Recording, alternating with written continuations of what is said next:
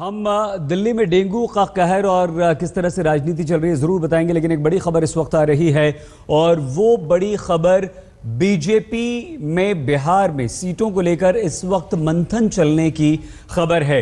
BJP अध्यक्ष अमित शाह इस बैठक की अध्यक्षता कर रहे हैं और अपने उम्मीदवारों को लेकर कोर ग्रुप के साथ बैठक इस वक्त कर रहे हैं बीजेपी अध्यक्ष अमित शाह, क्योंकि अब बीजेपी में अनंत कुमार और धर्मेंद्र प्रधान इस बैठक में मौजूद हैं।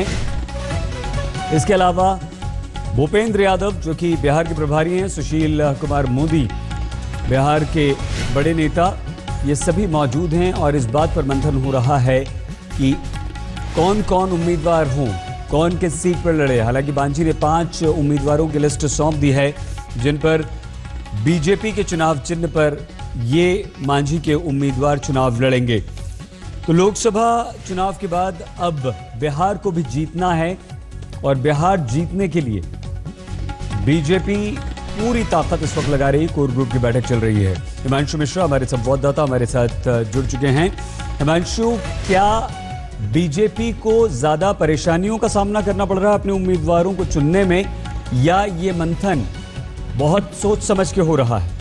देखिए, ये मंथन बहुत सोच समझ कर हो रहा है क्योंकि बीजेपी को बिहार में चुनाव जीतना है और उनके पास 3 अलायंस के गठबंधन के साथी हैं, 2 पुराने हैं, 1 नया है। उनके साथ भी सीटों का तालमेल करना है, 83 सीटों पर तालमेल करना है और कहीं ना कहीं बीजेपी कदम बाई कदम आगे बढ़ रही है क्योंकि उसको मालूम है, क्योंकि झगड़ा कई बार सड़क पे आ चुका है, लोग उसके सहयोगी दल अपनी नाराजगी जता चुके हैं। तो कहीं ना कहीं बीजेपी को अपनी सीटों पर भी देखना है और गठबंधन के साथी दलों की सीटों को भी ध्यान में रखना है और इसीलिए एक एक सीट पर चर्चा हो रही है और कौन किस पे जीत सकता है उसको लेकर चर्चा हो रही है। और आज बीजेपी को अपनी दूसरी लिस्ट जारी करनी है, इलेक्शन कमीशन उनकी कमेटी है उसके बाद, और इसी के अंदर बीजेपी ये चाहती है कि जो नाम सीईसी के सामने जाए वो तय करके जाया जाए। तो इसलिए बिहार बीजेपी का कोर ग्रुप बीजेपी अध्यक्ष अमित शाह के साथ अभी बैठा है। शाम को 6:30 बजे बीजेपी चुनाव समिति की बैठक है।